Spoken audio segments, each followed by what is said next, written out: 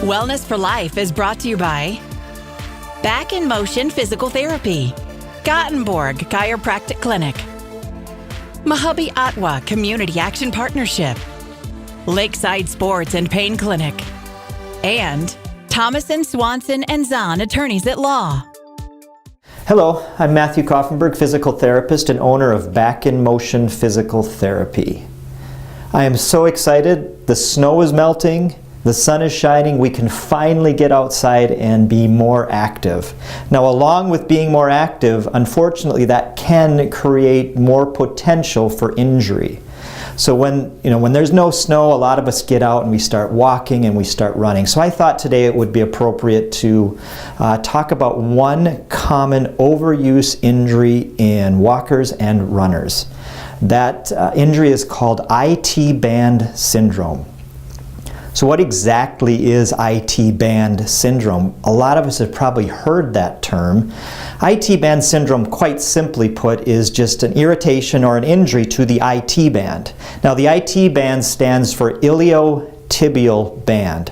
What is the iliotibial band? So the iliotibial band, if we look at my drawing, we're going to look at someone from the side. This is their leg from the side. The IT band is a big piece of connective tissue. It's not muscle, it's not tendon, it's connective tissue.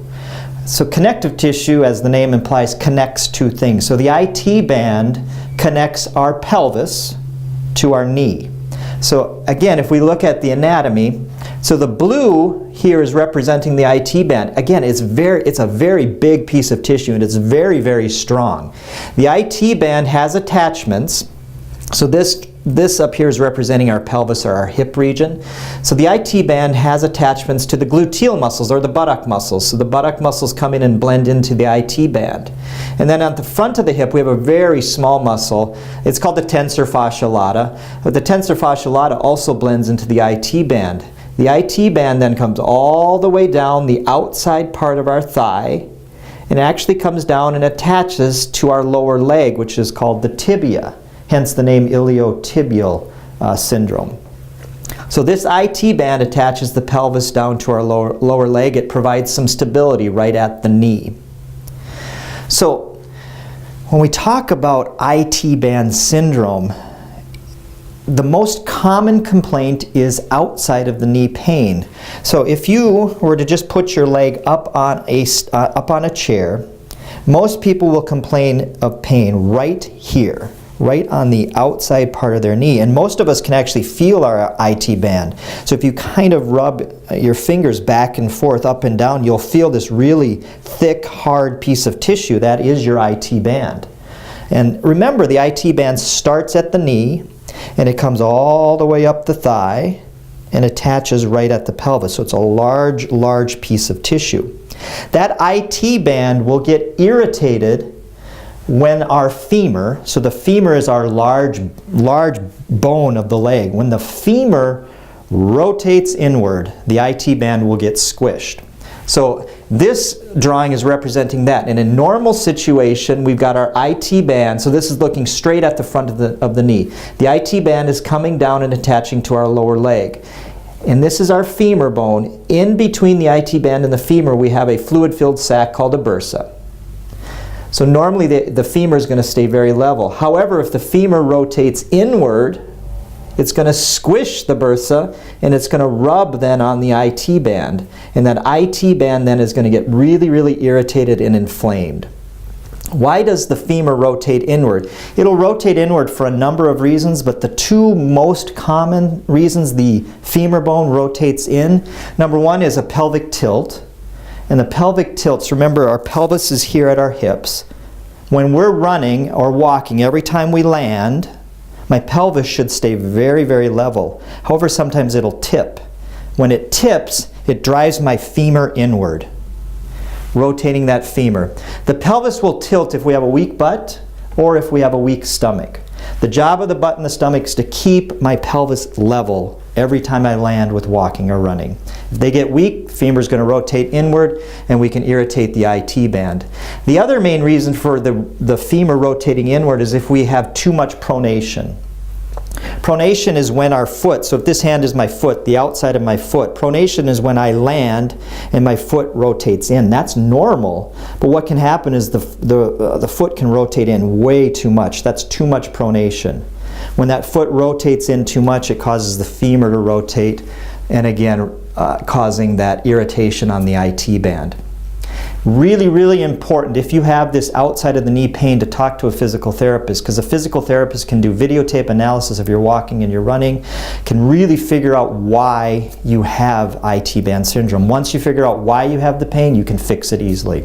Please give me a call if you have any questions at 218-346-2464.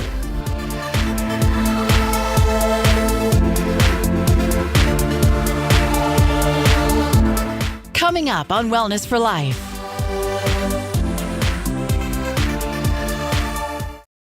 Hi, I'm Dr. Mark Wheaton of Lakeside Sports and Pain Clinic in Excelsior, Minnesota, and here in Monaga, Minnesota.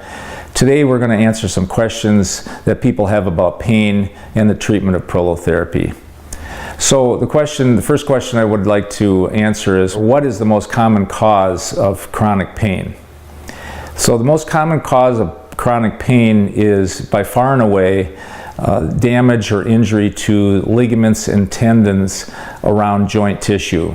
So when we talk about joints, we talk about hips, knees, ankles, shoulders, elbows, wrists, and not forgetting the spine.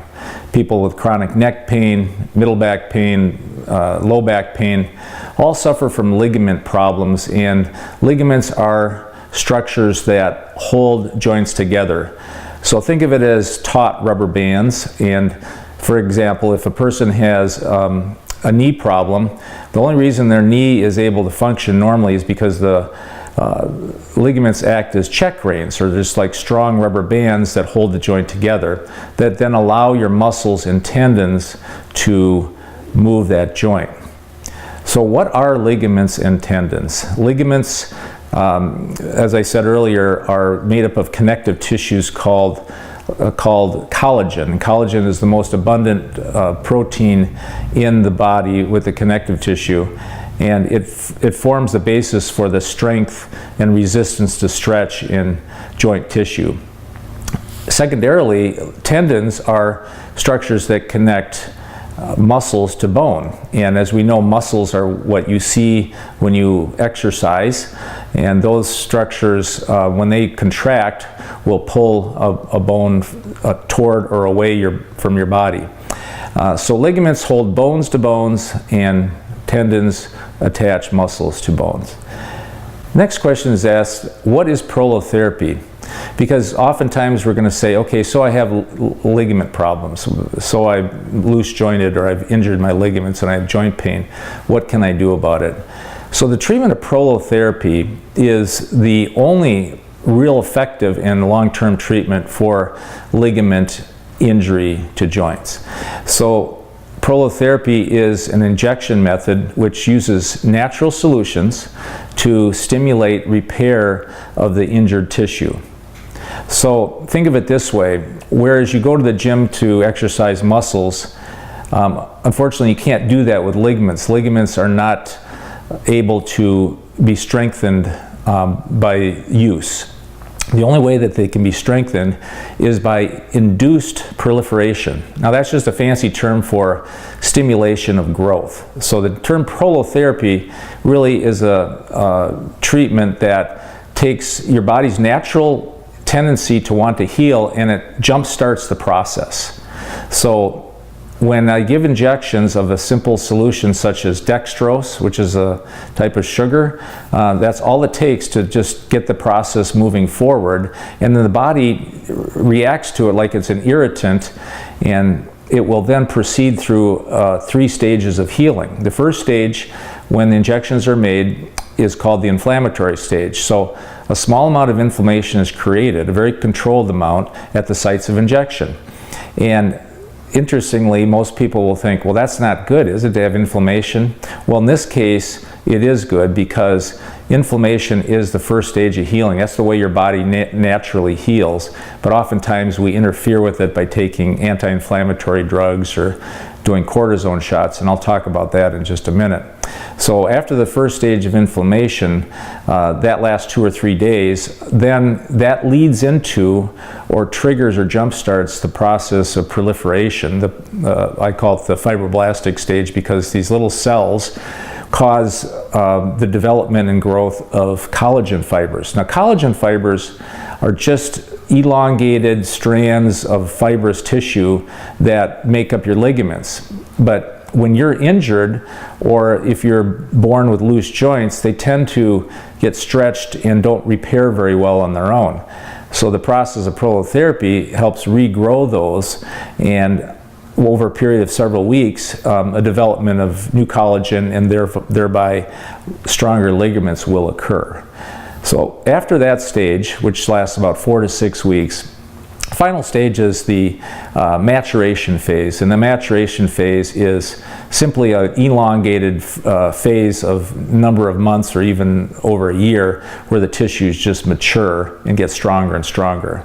This is why we can all get interested in getting prolotherapy, because it is a long-term solution to a problem. And we don't want to ever give a treatment that we would want to just say, well, this will just help you for a month. This is a treatment that can last pretty much indefinitely with the right number of treatments. So I've given a brief description of how prolotherapy works. Next episode, we're going to talk a little bit more about some of the things that prolotherapy treats and why you should not subject yourself to cortisone shots, which ultimately can lead to unnecessary surgeries. If you have any questions or want to know more about prolotherapy or whether you'd be a candidate for the treatment, please don't hesitate to call us at 952-593-0500 or go online at drmarkwheaton.com. Thanks for joining me today.